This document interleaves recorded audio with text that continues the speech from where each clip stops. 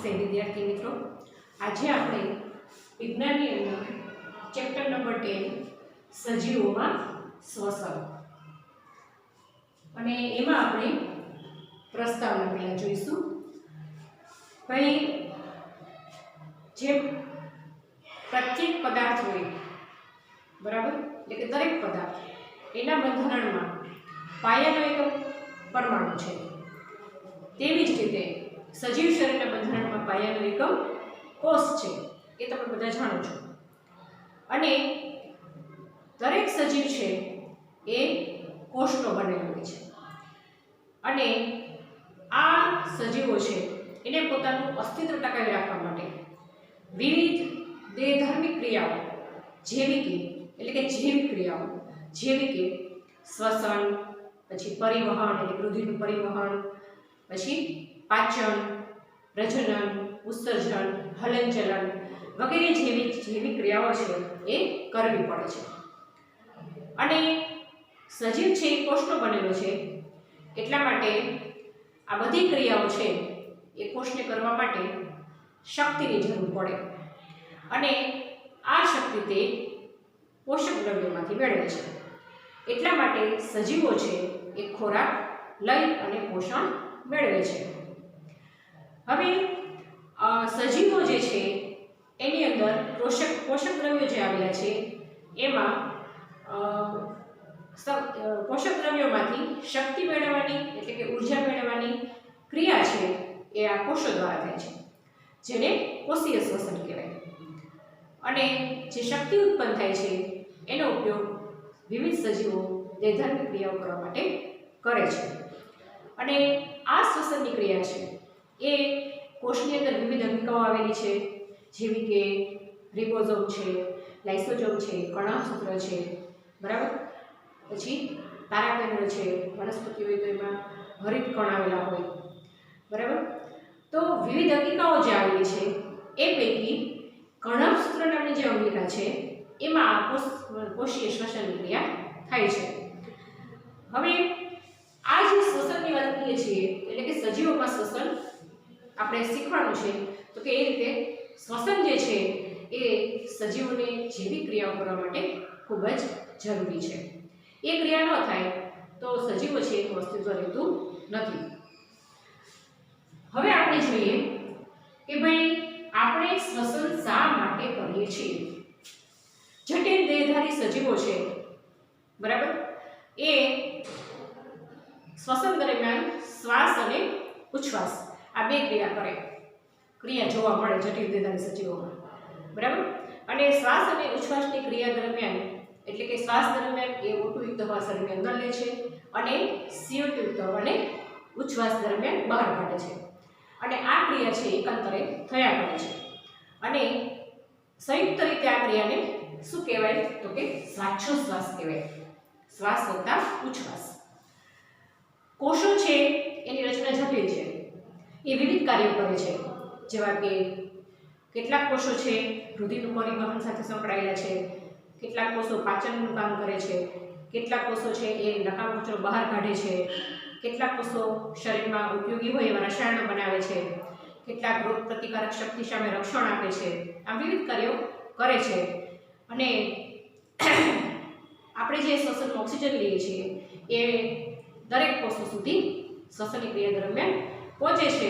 અને એ રીતે સજીવો છે એ પોતાનું જીવન જે છે એ શ્વસનની ક્રિયાની દરમિયાન જે શક્તિ ઉત્પન્ન થાય છે એ શક્તિનો ઉપયોગ કરીને વિવિધ દેહધાર્મિક ક્રિયાઓ કરે છે અને પોતાનું અસ્તિત્વ જીવન જે છે ટકાવી રાખે છે. અને આ ક્રિયા છે એ નિરંતર ચાલ્યા જ કરે છે જ્યાં સુધી એનું જીવન છે ત્યાં સુધી. પછી આપણે જોઈએ કે હજી શ્વસન શા માટે કરીએ છીએ, બરાબર, એટલે શક્તિ મેળવવા માટે આપણે વાત કરી. પછી આપણે જે શ્વાસ લઈએ છીએ, બરાબર, એટલે કે CO2 યુક્ત હવા જે છે એને બહાર કાઢવાની ક્રિયાને ઉચ્છ્વાસ કહેવાય. O2 યુક્ત હવા જે છે શરીરમાં દાખલ કરવાની ક્રિયા જે છે એને શ્વાસ કહેવાય, બરાબર. હવે જ્યારે આપણે જોઈએ કે આપણા શરીરમાં જે કોષોમાંથી શક્તિ ઉત્પન્ન થાય છે તો કે ખોરાકનું એટલે કે ગ્લુકોઝ જે છે પાચિત ખોરાક એટલે ગ્લુકોઝ જે છે એનું વિઘટન થાય. કોની હાજરીમાં? તો કે ઓક્સિજનની હાજરીમાં જ્યારે વિઘટન થાય તો તેને જારક શ્વસન કહેવાય અને ગ્લુકોઝ એટલે કે ખોરાકના ઘટકોનું દહન જ્યારે ઓક્સિજનની ગેરહાજરીમાં થાય ત્યારે એને અજારક શ્વસન કહેવાય. એટલે કે જારક શ્વસનમાં આપણે જોઈએ તો C6H12O6 તો પાણી અને ઓક્સિજન, તો કાર્બન ડાયોક્સાઇડ છે, પાણી બને 684 કિલોકેલરી જેટલી શક્તિ ઉત્પન્ન થાય. હવે અજારક શ્વસન શેમાં થાય છે તો કે ભાઈ સૂક્ષ્મ જીવો જે બેક્ટેરિયા છે, અંતઃપરોપજીવીઓ છે, યીસ્ટ જેવી વનસ્પતિ છે, ફૂગ છે, આ બધા સજીવો છે એ અજારક શ્વસન કરી અને શક્તિ મેળવે છે. તો અહીંયા જુઓ C6H12O6 ઓક્સિજન ગેરહાજરી છે અને શું બને છે આલ્કોહોલ બને. એના બે અણુ બનશે C2H5OH અને 64 કિલોકેલરી જેટલી શક્તિ ઉત્પન્ન થાય.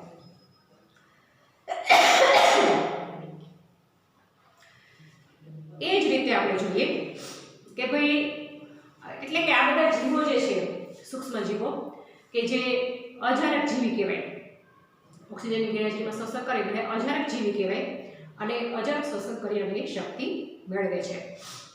હવે આપણા શરીરમાં જ્યારે ઓક્સિજનની ત્રુટિ જણાય, બરાબર, એટલે કે ઉણપ જણાય ત્યારે આપણા શરીરના સ્નાયુઓ છે એ અજારક શ્વસન કરે છે.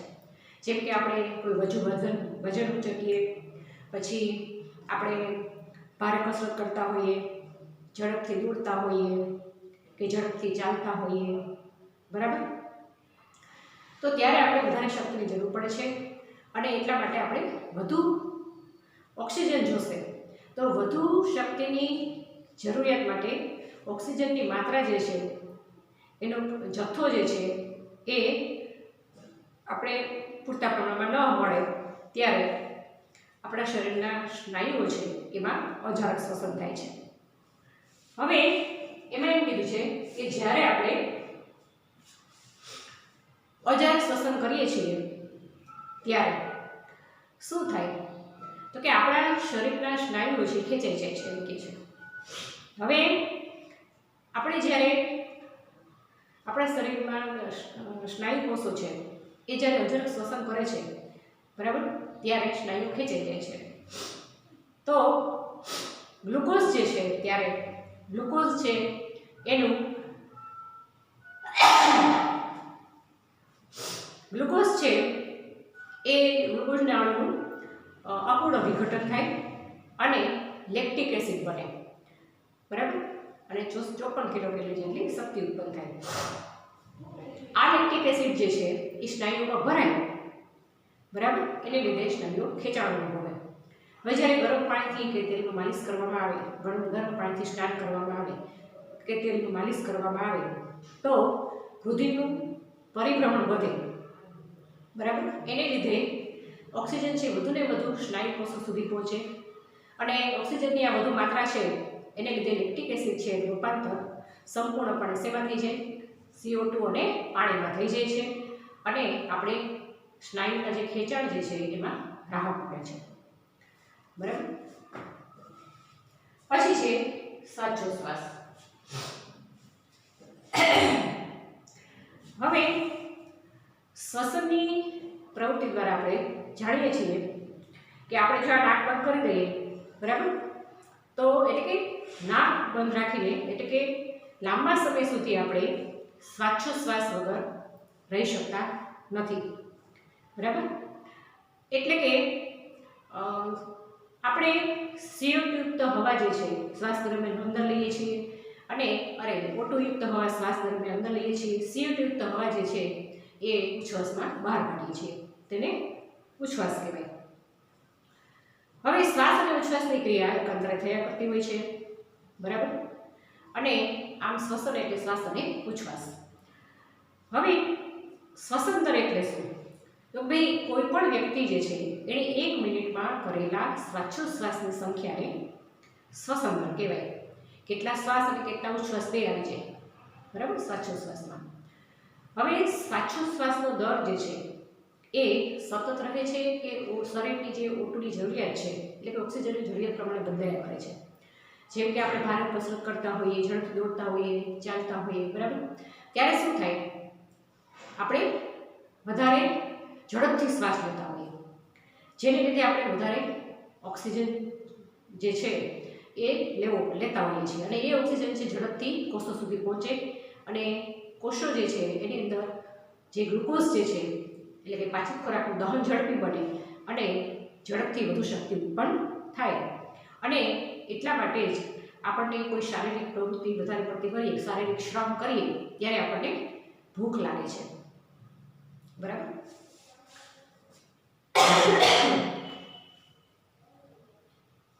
આપણે શ્વાસ કેવી રીતે લઈએ છીએ? ત્રીજો પોઈન્ટ. આપણે તમને ખબર છે કે ભાઈ આ નાક છે તો અહીંયા છિદ્ર જોવા મળે છે ને નાસિકા છિદ્રો કહેવાય.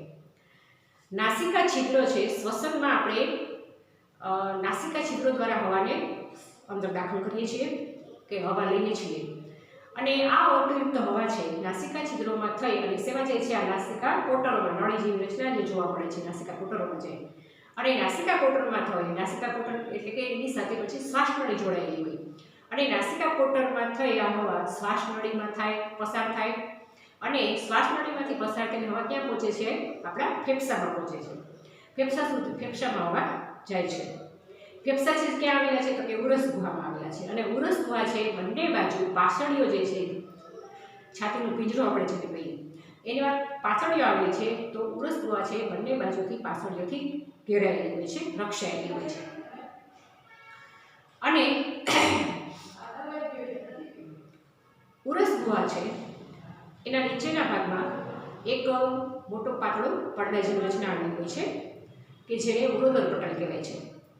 અને શ્વાસોચ્છ્વાસ દરમિયાન આ જે ઉરોદર પટલ છે અને પાછળનું હલનચલન છે એ સંકળાયેલું છે, બરાબર. એટલે એ હલનચલન થતું હોય છે શ્વાસોચ્છ્વાસ દરમિયાન. હવે આપણે જ્યારે શ્વસનની ક્રિયામાં શ્વાસ લઈએ ત્યારે પાછળીઓ છે ઉપરની તરફ આવે છે અને બહાર નીકળે છે. હવે ઉરોદર પટલ છે નીચેની તરફ જાય છે અને ઉરસ ગુહામાં પોલાણ વધે છે અને હવા છે ફેફસામાં ભરાય છે, જેને લીધે ફેફસા ફૂલે છે. એ જ રીતે ઉચ્છ્વાસની ક્રિયામાં પાછળીઓ જે છે એટલે કે આપણે જ્યારે હવા બહાર કાઢીએ છીએ ત્યારે પાછળીઓ છે એ નીચેની તરફ અંદર જાય છે અને ઉરોદર પટલ છે એ ઉપરની તરફ ખસે છે અને ઉરસ ગુહામાં પોલાણ ઘટે છે. ફેફસામાંથી હવા છે એ બહાર નીકળે છે. ફેફસા દબાય છે, બરાબર. ફેફસામાંથી હવા બહાર નીકળે છે. આ રીતે આપણે શ્વાસોચ્છ્વાસ કરીએ છીએ. હવે કેટલાક પ્રાણીઓ એવા છે, મોટાભાગના પ્રાણીઓ આપણે કહીએ કે ભાઈ મનુષ્ય છે, હાથી છે, બરાબર. હવે આ રહ્યું છે કે આપણે ઉચ્છ્વાસ દરમિયાન શું બહાર કાઢીએ છીએ, એ વચ્ચે પોઈન્ટ આપી દીધું છે કે ઉચ્છ્વાસ દરમિયાન શું બહાર કાઢીએ છીએ. તો આપણે જે શ્વાસમાં હવા લઈએ છીએ એ હવા ઘણા બધા વાયુનું મિશ્રણ છે, અને એ હવાની અંદર જે કાંઈ વાયુ રહેલા છે વાયુઓમાં ઓક્સિજન છે, નાઇટ્રોજન છે, કાર્બન ડાયોક્સાઇડ છે, હિલિયમ, નિયોન, ક્રિપ્ટોન, ઝેનોન, બરાબર, બધા વાયુઓ રહેલા છે. તો ઉચ્છ્વાસમાં પણ બધા વાયુઓ બહાર નીકળે છે. હવે શ્વાસોચ્છ્વાસ દરમિયાન આપણે જે કાંઈ ઓક્સિજન લઈએ છીએ એ કેટલો છે? હવામાનનો 21% છે, અને આપણે પછી ઉચ્છ્વાસ દ્વારા કેટલો બહાર કાઢીએ છીએ? 16.4%. અને કાર્બન ડાયોક્સાઇડ કેટલો લઈએ છીએ? 0.04%. બહાર કેટલો કાઢીએ છીએ? 4.4%. બરાબર. આ રીતે આપણે ઉચ્છ્વાસમાં કાર્બન ડાયોક્સાઇડ વધારે કાઢીએ છીએ, કચરો નીકળે છે આપણા શરીરમાંથી, બરાબર, દહન દરમિયાન. ત્યાર પછી આપણે જોઈએ કે ભાઈ મનુષ્ય છે, બીજા બધા પ્રાણીઓ છે, પક્ષીઓ છે, આ બધાને શ્વાસ લેવા માટે અંદર ફેફસા આવેલા, એ બધા પ્રાણીઓ ફેફસા દ્વારા શ્વસનની ક્રિયા કરે છે, અને અંદર ઉરસ ગુહા પણ આવેલી છે.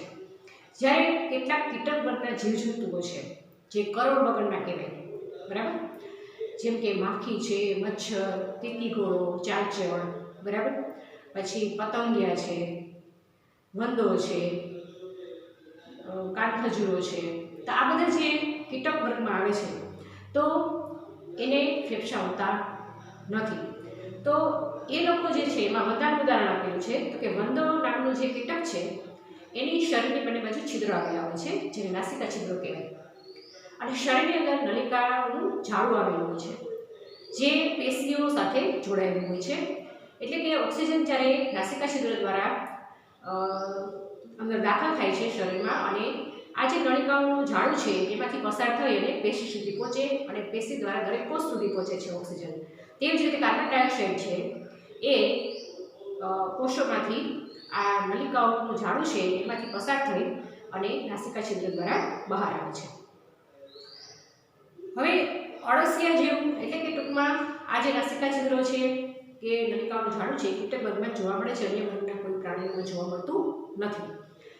હવે અળસિયા જેવું પ્રાણી છે તેની ત્વચા છે એ ચીકણી અને ભીની રહેતી હોય છે હંમેશા માટે, એટલે વાયુઓ તેમાંથી સરળતાથી પસાર થઈ શકે એટલે અળસિયા જેવું પ્રાણી છે એ ત્વચા દ્વારા શ્વસન કરે છે.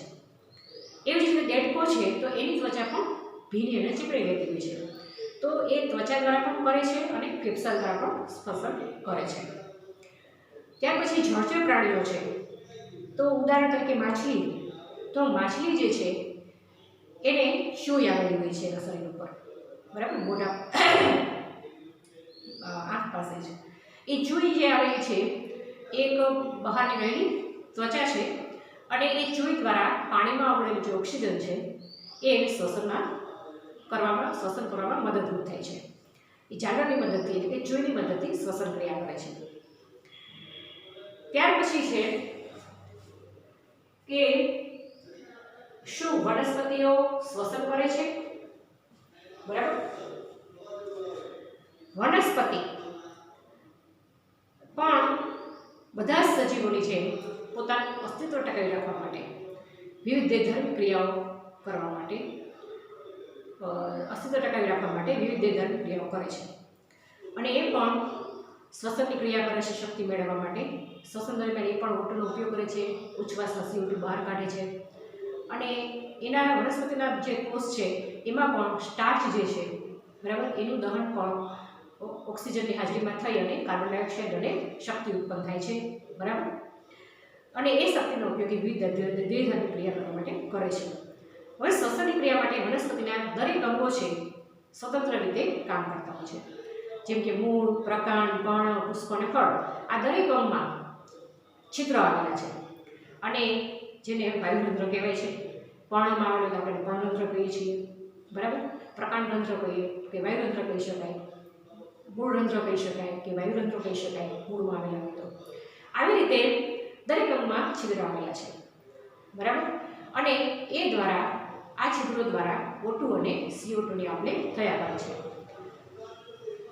હવે વનસ્પતિનું જે મૂળ છે એ પણ શક્તિ મેળવવા માટે શ્વસનની ક્રિયા કરે અને વનસ્પતિના મૂળ છે ને એ ઓક્સિજન શેમાંથી લેશે તો કે કારણ કે જમીનની અંદર આવેલો ભાગ છે તો માટીના કણો વચ્ચેની જગ્યામાં જે ઓક્સિજન રહેલો છે એનું એ શોષણ કરે છિદ્રો દ્વારા, બરાબર.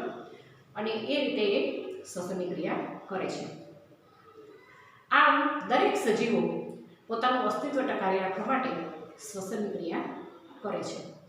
હવે આ જે વાયુરંધ્રો છે એની વાત કરીએ તો જલજ વનસ્પતિ હોય, બરાબર, કમળ જેવી, તો એમાં વાયુરંધ્ર છે પણ એક જ સપાટી પર આવેલા હોય, બહારની જે પર્ણ તરતું હોય પાણીમાં તો નીચેના ભાગમાં રંધ્રો હોતા નથી. જ્યારે મોટાભાગના પાંદડા છે એમાં ઉપર અને નીચે બંને સાઈડ પણ રંધ્ર આવેલા હોય. હવે સાપ છે, મગર છે, બધા જાણવા જેવું થોડું કહું છું. સાપ છે, મગર છે, પછી અજગર છે, આ બધા જે લાંબા પ્રાણીઓ છે શરીરની લંબાઈ, બરાબર, તો એ લંબાઈ પ્રમાણે એના ફેફસા લાંબા હોય છે, બરાબર. હવે ફરી આપણે થોડું પુનરાવર્તન કરી લઈએ કે ભાઈ કીટકો છે એમાં શ્વસન માટે ફેફસા આવેલા હોતા નથી પણ નળિકાઓનું શાખામાં ઝાડું આવેલું હોય છે. પછી મનુષ્ય છે, વિહંગના પ્રાણીઓ છે, પછી તમામ પશુ પક્ષીઓ, તમામ પ્રાણીઓ છે, મનુષ્યો છે, બધાને શ્વસન માટે ફેફસા આવેલા હોય છે. પછી આપણે જોઈએ કે જળચર પ્રાણીઓ છે, કરચલા છે, ઝીંગા છે, માછલી છે, એને ચૂઈ આવેલી છે, ઝાલર આવેલી હોય છે શ્વસન માટે, બરાબર. તેવી જ રીતે અમીબા છે સૂક્ષ્મજીવ, તો એ તમે જોયું હશે અનિયમિત આકારનું હોય છે, અંદર કોષરસ હોય, ફરતું પટલ આવેલું હોય, કોષીય કલા કહેવાય, કોષરસ પટલ કહેવાય. એ પટલ દ્વારા શ્વસન કરે છે. બરાબર, કોષીય કલા દ્વારા શ્વસન કરે છે. તો આજે આપણે સજીવોમાં શ્વસન વિશે ચર્ચા કરી. Thank you.